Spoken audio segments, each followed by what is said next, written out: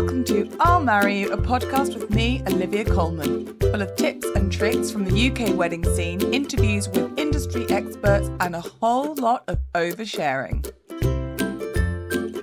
Hot man. Can I take this off? No, too much tit. So, welcome back to season 3 of the I'll Marry You podcast. And in case you've missed the news on my socials, we are now adding video to sound. And so if you are, in fact, listening to this in the car or in your earphones as you're walking to work or you're commuting, or if you're listening to it on your old Alexa, I always feel like I have to whisper Alexa in case she hears and then suddenly does something I don't want her to do. Actually, I've got a fun Alexa story. Can I tell you it? I'll tell you it in a minute. So if you're listening to this, then nothing's changed. But if you are watching this on YouTube, I've got my own YouTube channel. Can you believe? And this is the first episode. So this is the first time that producer Drew has left me to set everything up myself, which is why I was getting in a flap with the camera and the mic and everything. And I've said to him all along, I don't want to go on video because I like to record in comfort. I like to record preferably on my arse, without makeup on, which is still very much the case today. And also probably not wearing an underwire bra, which is, to be honest, common. I very, very rarely wear a wire, both as a spy and as a woman. So I've been reluctant to go on to video, but I'm here and it's happening and I'm on YouTube now. And it's the first episode. It's the first time I've done it and I'm already regretting it because I already can't be asked. So what I thought I'd do, I was going to do this yesterday and I couldn't be asked to put makeup on because also in case you've missed every single moment of the last 7 months, I'm up the duff. So I'm not just lazy, I'm bloody exhausted, and I can't be asked to present myself in any half decent way, not even for the fit dad at school, who, by the way, I saw today, and it's a little wet outside, and he was wearing a dry robe, which I struggle with.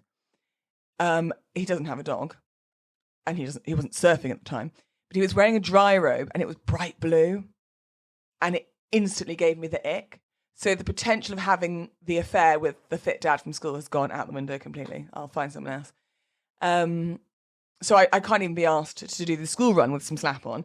But I couldn't be asked to do it yesterday whilst recording. So I thought what I would do, like an influencer, is I would do this whilst I have to put makeup on because I have a wedding today. So I thought I'll wash my hair and I'll sort myself out and I'll do that whilst I chat to you. Because that's relaxing, isn't it? My stomach hurts. I tell you, this growing human life is not all it's cracked up to be.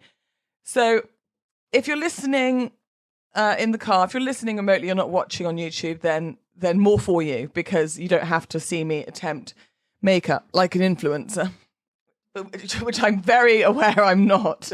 It's really more of a time-saving convenience, I'm a lazy bitch kind of thing, but it's happening. I promise that this season it will be helpful and I will have lots to talk to you about, and I've got some incredible guests lined up to interview, and I had a summer season full of weddings to tell you all about.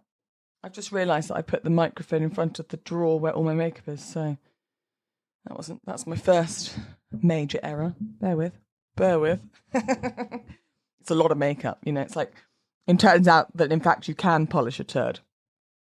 So, I've got lots coming up and I've got lots in the works, and I've been harassing people on social media to get them to agree to come on the podcast. But also people are still sliding into my DMs and wanting to be involved, which is amazing.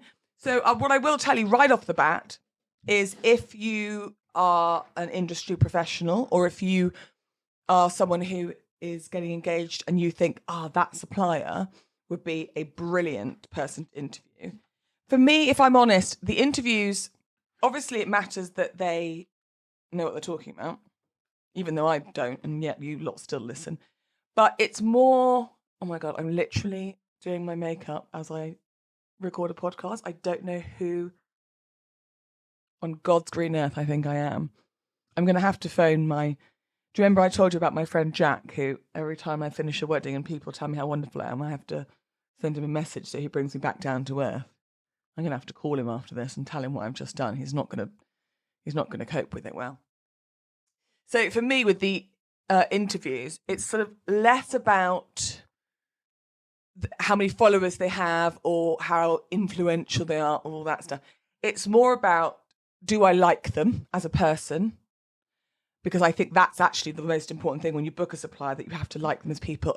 And I know I've said this a million times, and I'm going to keep saying it. Especially your photographer, your planner, obviously your celebrant, but that's me. There's no other choices out there, is there? Your photographer and your planner and your videographer, or anyone really that's going to be around you on the day, you have to like them.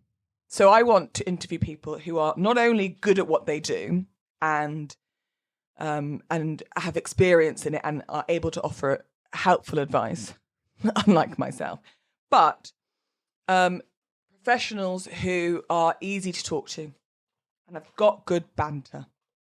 That's what I want. So I've got a few lined up, and I'm in the works with some more. They all want to do it live. It's this YouTube malarkey that Drew's making me do.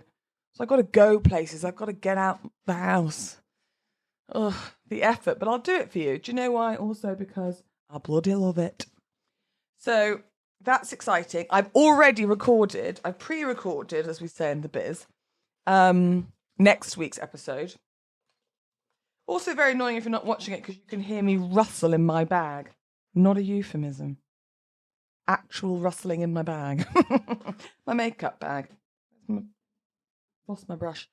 No, it's here. Calm down, everyone. Calm down, everyone! I've pre-recorded the next episode with Cousin Al. Cousin Al is back. God, he's fun. He's one of my favourite people in the entire world. And I'm not just saying that because he listens, because he doesn't listen. He only listens to his episodes with me.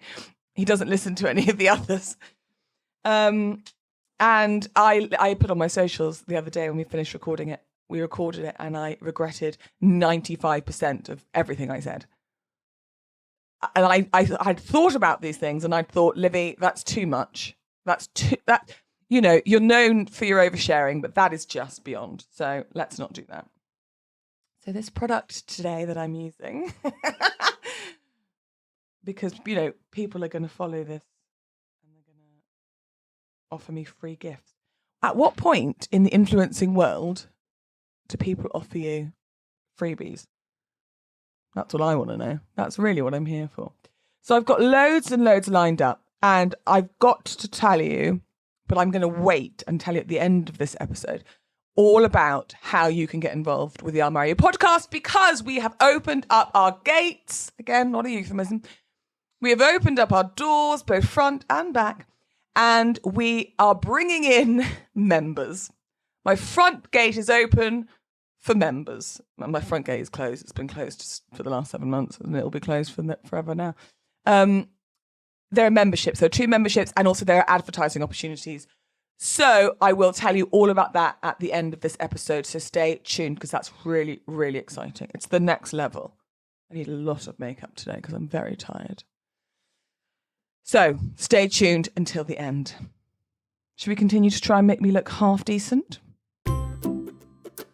So today, I just want to ease you in. I want to ease you in to the new season of the I'll Marry You podcast. And I want to tell you all about a wedding I had in the summer.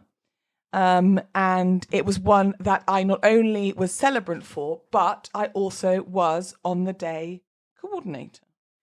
And it was beautiful, and it was local-ish. And it was for Ella and Dan. And the whole day was bloody gorgeous. So Ella and Dan, they are local to me. They live in Bath. She is from Bath. He is from Wales. he doesn't sound Welsh, which, not super Welsh anyway. And so when I got there on the day, and there were all these people that sounded really Welsh, it surprised me, which is stupid, I know, because, hello, you know, in theory, half the guests are Welsh. But I was like, oh, hello, lovely that is. Because I have this thing, apparently it's a thing with empathy, if you have a lot of empathy, which I do, I'm incredibly empathetic, where it's not mocking people's accents, you mimic people's accents. And it's kind of a way, it's kind of a way to like, to bond with them or connect with them, maybe. I don't know. So as soon as I sort of got there and realised that everyone was very Welsh, that was it then. Good morning. Hang on. I can't do it now. I have to say certain things to get into accents. Like if I'm doing an Irish accent, I have to go, Louis Walsh, Bewitched, Westlife. If I'm doing a Welsh accent, I have to go, Tom Jones. Tom Jones. So everyone was very Welsh. Anyway, so he's Welsh. So she's from Bath. So we'd met up a couple of times because they're so local, which is really, really nice for me. You know, because as we've established, I'm pregnant and lazy. But also it's convenient, isn't it? It means that we've got a lot more sort of options in terms of when and where. So they're gorgeous. They met 5-ish years ago. They met on Tinder, which is so common now. I think some people are still a bit sort of embarrassed when they say that they've met online. But I would say at least 60% of my couples, especially the younger ones, meet online. Because also, where else are you going to meet? Do you know what I mean? We're busy people. So they met online, and then just before lockdown, they actually met on Bumble first, and Dan did whatever you do on Bumble to like, hi, wave, Bumble, I don't know, to Ella, and Ella time-lapsed. Ella didn't get back to him before the time lapsed. Terribly awkward. And then Dan was like, I'm not giving up. So he went on to Tinder, real keen bean, and swiped or whatever you do on Tinder with her there. And there she realised that she was, you know, she'd made a mistake on Bumble. So they met on Tinder. They went on their first date. They just went for a walk. And that was before lockdown. Isn't that nice? Because I think that some people, you know, not me because I'm a classy bird, but I think some people just jump into bed with people. And that's fine because you've got to make sure that, you know, everything works, haven't you? But I think with a lot of lockdown romances where you couldn't jump into bed with someone, or you shouldn't at least, you know, because chlamydia wasn't the only thing you could catch. But you had this distance thing and the bubble thing, and you had to go for walks, you had to talk on the phone, you had to have Zoom calls or whatever. I'm already looking better, by the way. If you're listening, not watching, I've just applied my foundation.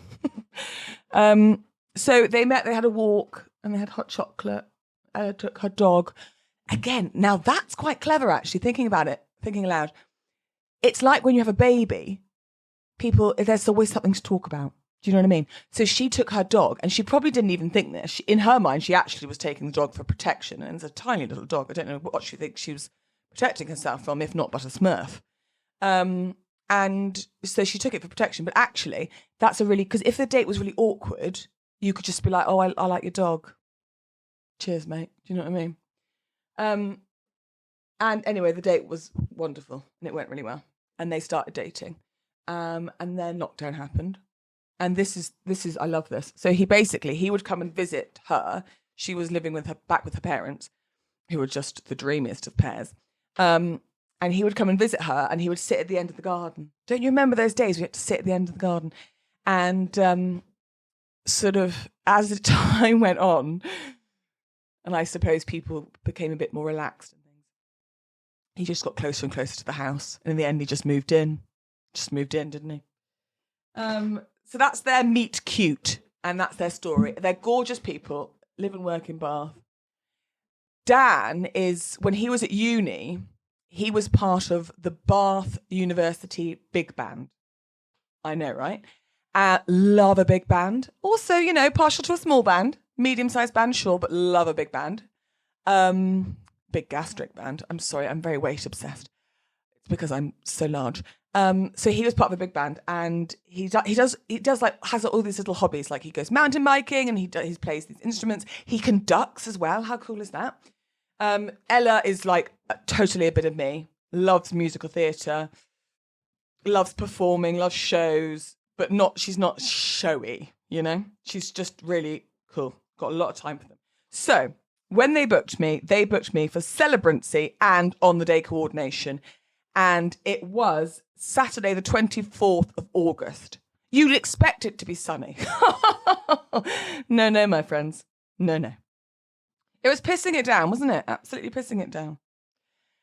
It was also a weekend. Now, I know I've told you this a million times, just putting a little setting powder on. But it was the August weekend where I had 3 in a row. So it was quite intense. So their wedding, the Saturday was in the middle. I had a Friday, Saturday, Sunday.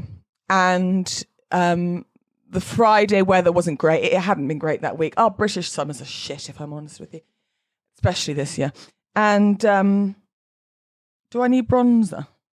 No, I don't think I do, because I've not fake tanned in a while. I was going to fake tan earlier, but I couldn't reach my own legs. But it was raining. And I thought, oh God. And I that night... we were staying at my in-laws because they were looking after Lola, and I said to my mother-in-law, I was like, oh, it's all outside. It's all like proper DIY in a field. So the venue is called Poplar Farm, which is sort of in between Bristol and Weston-super-Mare. Very, very cool. Literally a field. So there's no getting round the weather. They didn't really have a wet weather plan. I'm sure I would have told them to. Sometimes people ignore me. And so the night before, I was quite anxious about it because I just thought, oh, God, not for me, but for them. Because you plan all this and then it just doesn't go to plan, does it? Which is just so disappointing. Anyway, woke up absolutely pissing down. Cats and dogs, animals were lining up. You know the drill.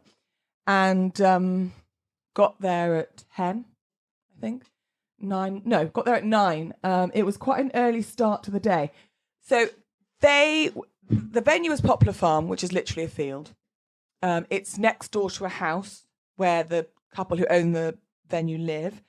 And they've got like a little orchard sort of next to the main field that you hire out. And it's got is it a bomb shelter? Air raid shelter? Army hut?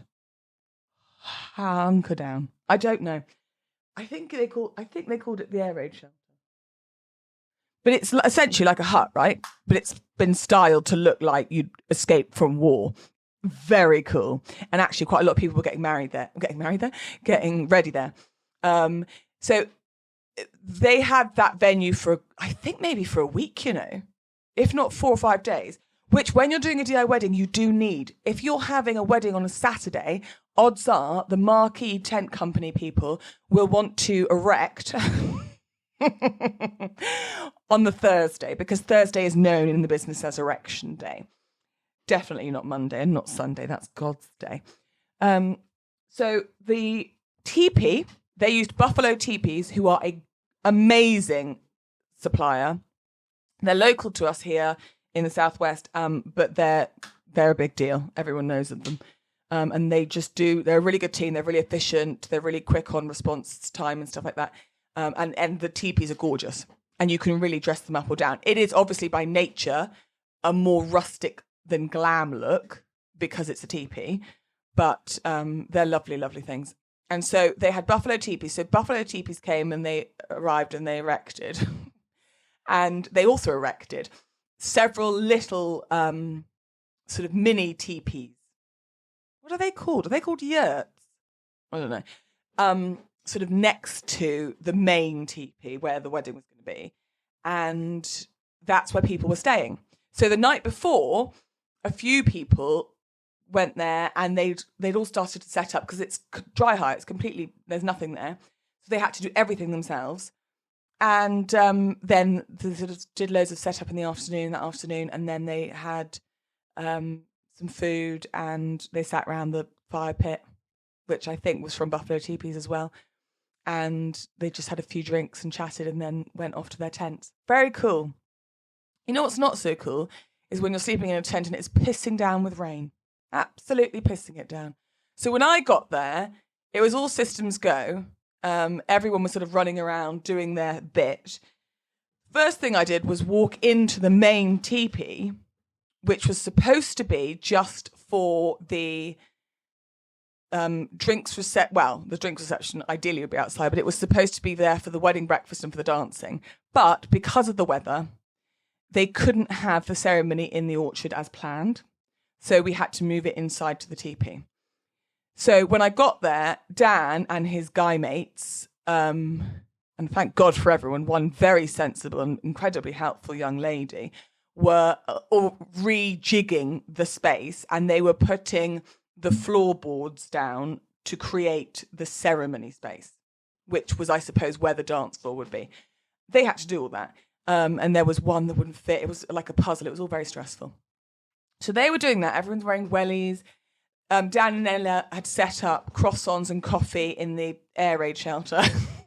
Let's call it a shepherd's hut. And so everyone was sort of coming and going. What is so good about these weddings, these DIY weddings, is that everyone mucks in and it's fun, you know? And so everyone was sort of walking around, and they had portaloos and they had porter showers, that's what you call them. So everyone was getting ready. And really, it was just a really fun atmosphere. And the fact that it was pouring with rain was not ideal, but it kind of added to the fun, because it was kind of like everyone was like, oh God, isn't this a nightmare, blah, blah, blah. Ella was already getting hair and makeup done. She had a few bridesmaids, so they were all in this one little tent behind the main teepee getting their hair and makeup done in the rain, in their matching pajamas, drinking fizz. God, I love it. And the florist, who was Honeysuckle, they were there, and they're amazing. I've worked with them before, and their flowers are gorgeous. What some people don't think about is sort of, and they shouldn't need to, I suppose. Why would you? You pay for a service and you expect a service. But with all your suppliers, especially the ones that are good and that consider all the different options and the different circumstances, is that you have to plan for these things. If it's baking hot, cake makers struggle because the cake will melt. If it's pissing down with rain and you've suddenly got to change your ceremony location from outside with an archway to inside with no space in a teepee, so you've got like a funny shaped roof, that florist then has to completely rejig the plan and use the flowers they've got to sort of arrange something, because you paid for it. You want it to look good. Of course you do. They want it to look good. But that wasn't in the plan. That wasn't what they'd sort of decided upon. So they've just got to go with their instincts and create something off the cuff. Equally, if it's baking hot for florists, it's a nightmare because flowers wilt. But they were amazing, and Honeysuckle they're great girls, and they were just getting on with it. It was, again, quite stressful but fun. So I was sort of, sauntering around, pretending like I knew what I was doing and that I was being helpful. It's just having someone there on the day to, make sure everyone's happy, make sure everyone knows what they're doing, make sure everyone is in the right place at the right time, doing the right thing. Pretty soon after I got there, the photographer arrived, Phil Brown Photography. He's from Birmingham. So straight away, I was like, Phil Brown, what a boring name. He was brilliant. I'm not being a total bitch. He's brilliant. He is coming on the podcast. I'm excited about that. I think I might get him on in a couple of weeks, actually. He was great fun. So he was there. So met up with him, and we were sort of instantly became best friends. The sound guy is someone who Dan had worked with in the past with his affiliation to the big band. Their music, because a lot of the members of the big band were guests on the day, there were people that were just like, I can just, tinkle the ivories. Tinkle the ivories. For example, Ella said to me, has Dan told you about the song? I was like, no, he hasn't, no. You'd be amazed how often I'm told something on the day that one assumed the other told me. Absolutely not. I was like, no idea about the song. So basically, Dan and Ella had decided last minute that they wanted to add in a sing-song. cool. Okay, great. And so we did that last minute. But because they had all these talented people there as guests, this guy was like, yeah, I'll just play it on the piano. It's like, cool. Okay, great. So we had a sound guy who was there who was really fun and really like had this, he had a huge deck, the sound man. And then we had like other people playing piano and they were just like doing sound check and stuff. It was very cool. It was like being backstage at a gig, you know. Bit of a geeky gig, if I'm honest, but a gig nonetheless. So eventually they sorted out the flooring. Eventually the florists did their thing and the flowers looked amazing. And obviously half an hour before the ceremony was due to start, it stopped raining, didn't it? Because that's always the way. But it looked so pretty. I'd set up the tables with the catering team. The catering team were Full Flavour. And they were brilliant. Really good. So they set up, they arrived with their team and they'd already been the day before to set up the catering tent. But they arrived with their team to help me do the tables. So all the tables were set. So the tables were sort of long trestle tables to one side of the teepee as you look in on the left. And then on the right was the dance floor / ceremony space. And then the band set up. And so even though the sun came out, we weren't going to, obviously with half an hour to go, we weren't going to change the plan again. So we had the ceremony inside. And I always say to people who book me for on-the-day coordination as well as celebrancy, absolutely fine. Love it. Love to do it, actually. Really love to do it because it means I'm there longer and I can spend more time with you, be a bit more invested. But it is very stressful just before the ceremony because that is the part where celebrant me needs to chill out and get focused and get in the zone. And coordinated me is flapping around, running around, making sure that bridesmaids are ready and dad's ready and groomsmen and grooms. And it's stressful. That's like one of the most stressful times for any coordinator. So it's real heavy balance to try and get. They all lined up outside, the girls and Ella and her dad. Oh my God, Ella's dress, I don't actually know where she got it from. I can find out. She looked unbelievable. I mean, I've seen a lot of dresses and I've seen a lot of beautiful brides, obviously. But it was just something about this dress and her and the whole setting, and it just worked. She honestly took my breath away. She just looked bloody gorgeous. And she was wearing white, I want to say Converse trainers, which is amazing. So everyone was set up, all systems go. People were late, but that, it is what it is. Again, the beauty of a celebrant ceremony is that it doesn't matter if you're a bit late. We don't have other ceremonies to do that day. The ceremony started. It went down a storm. Pardon the pun. And we did the song at the end, which went down really well because I suppose she's musical theatre-y, he's big bandy, and their guests all know that about them. So everyone got really into it, and it was really fun. You do have to print out lyrics if you're going to sing a song, even if it's a song that everyone knows, because you absolutely do. And it helps when you have a few people who are good singers to sing really loudly as well. So the ceremony went brilliantly, and then the sun came out, and then it was a gorgeous sunny day and sort of a bit nippy, a little nip in the air, a bit chilly later on, but gorgeous. And they'd set up sort of hay bales with mismatched sort of folk style blankets on them. And they'd got loads of garden games. And normally I'm not a big garden game person, but these garden games were like old school vintagey. And they were just really cool. It just worked. The whole thing really worked. And then in the evening, so they had their meal. Oh my God, I must tell you. The speeches were brilliant. Her dad is an absolute card. Her parents, I want them to adopt me. Her dad looks like the old man from Up, which I'm not being really saying that because I said that to Dan. He was like, yeah, I know. He was like, everyone says that. I was like, well, he really does. So all the speeches were great, but Ella's sister, who really tickled me, her opening line to her speech was, I'd like to thank everyone who can't be here today. Not everyone's dead, just some of them weren't invited.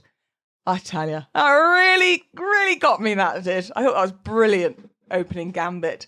So Ella's sister and Dan's brother did a speech, which was really nice. Because who's to say it has to be the traditional people, I think whoever has something they want to say and is confident saying it should say something if that's what you want as the couple. So the food was delicious, sort of sharing style, very relaxed. The drinks were flowing.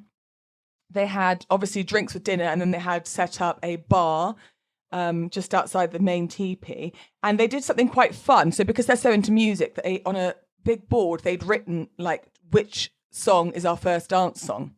And they'd put, oh God, loads, maybe like 20 different songs on this board, and then a little jar, and you would put £1 in and you would guess which song it is. And then the winners would split the profits. And that was really fun because that was something quite interactive, something for people to talk about. And with the bar, it was all, they bought it all in because it's a dry hire wedding, but they had a little sign saying, you know, any donations towards the bar would be great. Suggested price would be like £1 for soft drinks and £2 for alcoholic. And people were just putting in like 10, 20, £50 notes. And then just drink, and then at the beginning, and then just drinking for the rest of the evening. So literally 3 or 4 times I had to empty that box, and I put it in an envelope. And now I can tell you because the moment's passed, but I hid it under the marital pillow. And I said to them, please, I know you're drunk at the end. I was like, don't forget that. Like, I've been walking around with wads of cash all day, and I haven't done that since I was a working girl. So don't forget that's there. I did text them next morning and say, please tell me you've got the wad of cash I left by your bedside. And so they had lots of little touches like that. And then the big band started. Oh my God, it was so good. Any live music, brilliant. But a brass band and or a big band are something else. It's so fun. My cheeks hurt from smiling. And then I don't know how many there were, maybe 12. And they had like the black sheets of music on the stands, and they were sort of in 3 different tiers. And so it looked really professional, and they are professional. They're brilliant. The female singer, she does that for a living now. The others sort of dip in and out of it. And she was amazing, and they were amazing, and they were like jamming, and it was so, so fun. It was so good. And then by the time they had their first dance, obviously, because of the interactive game that they'd had on all day, guess our first dance song, everyone was like, oh my God, what's it going to be? What's it going to be? And that was brilliant as well. It was so good. It was so lovely and fun. And even though I was exhausted because it was during August, which, as we all know, 12 weddings in that 1 month, and it was my one between 3, and I was up the duff, still am. It was joyful, and they were such lovely people. Really. Oh, I've just remembered one more thing. Hang on, I'll tell you later. I need to do my eyebrows, but I can't do it at this distance from the camera. No, I'm going to wait. No, I just wanted to tell you one more thing about this wedding between you and I. One of the guests, the family friend, her daughter's a registrar. And the mum came up to me in the day and after the ceremony and said, that was so wonderful, that was brilliant, blah, blah, blah. My daughter's a registrar. She's actually an evening guest tonight. So I'd love for you to meet her, because she said, oh, you know, I wonder who the celebrant is and what the celebrant's like. So I said to the mum, I said, registrars don't like us. And she was like, oh, don't be silly.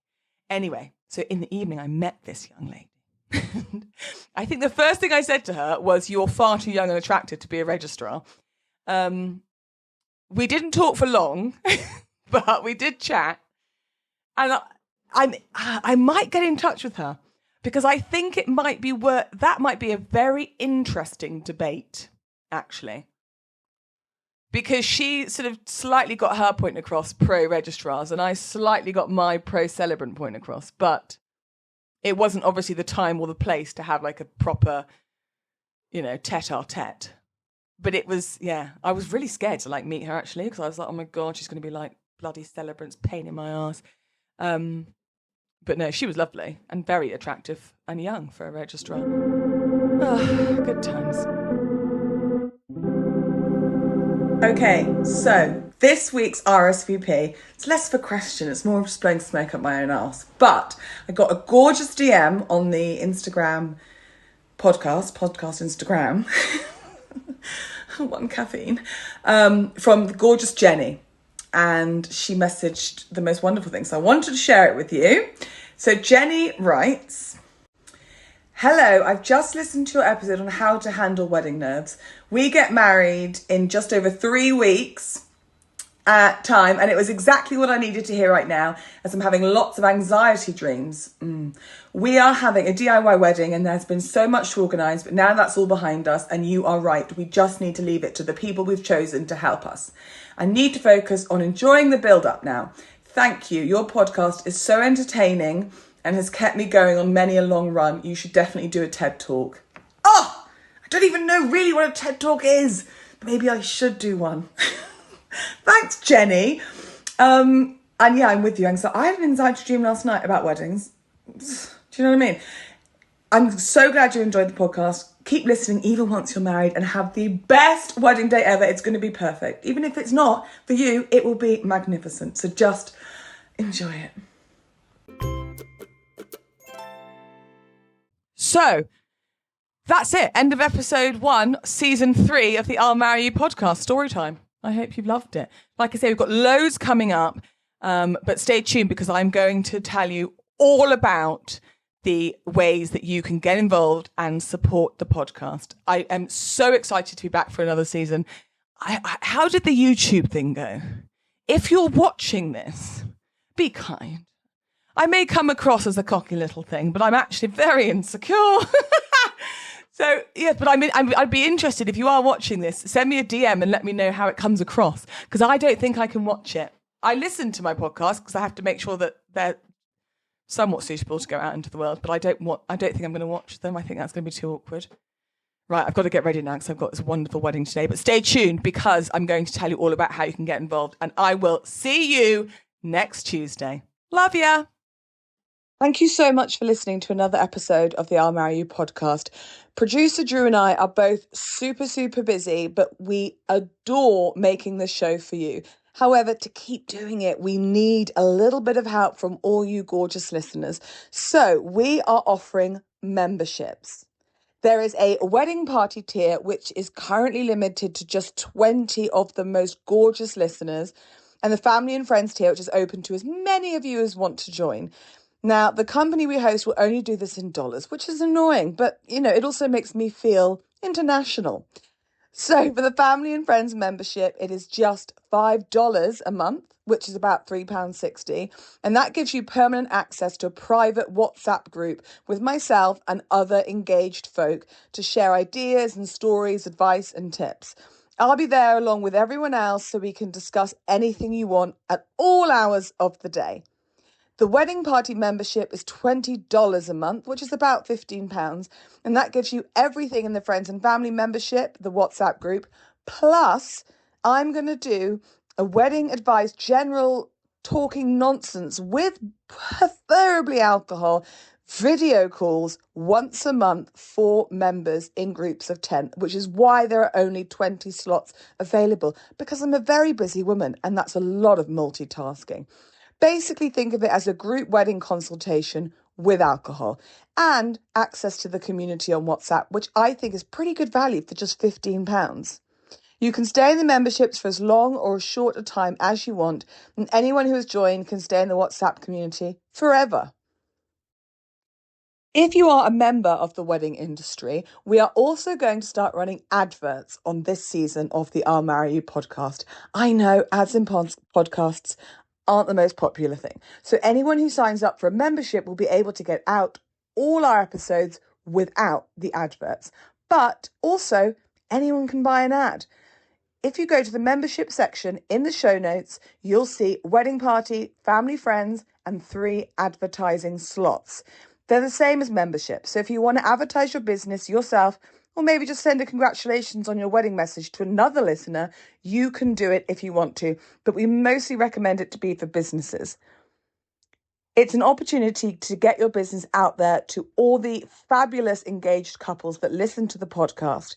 For any more information, please slide into my DMs at I'll Marry You Podcast on Instagram, email thepodcast@oliviacolemancelebrant.co.uk or leave us a comment in the show notes. Thanks for listening, guys. See you next Tuesday. Thank you so much for listening. It really does mean the world. If you find this podcast even remotely helpful or moderately entertaining, share with all your friends and family. You can DM me any questions, queries, if you want to share any stories on the podcast Instagram @I'll Marry You Podcast. Get in touch. I want to hear all your tall tales. See you soon. I'll Marry You is a podcast by Olivia Coleman. The music is Mr. Sunnyface by Wayne Jones, and the show is produced and edited by Drew Toynbee.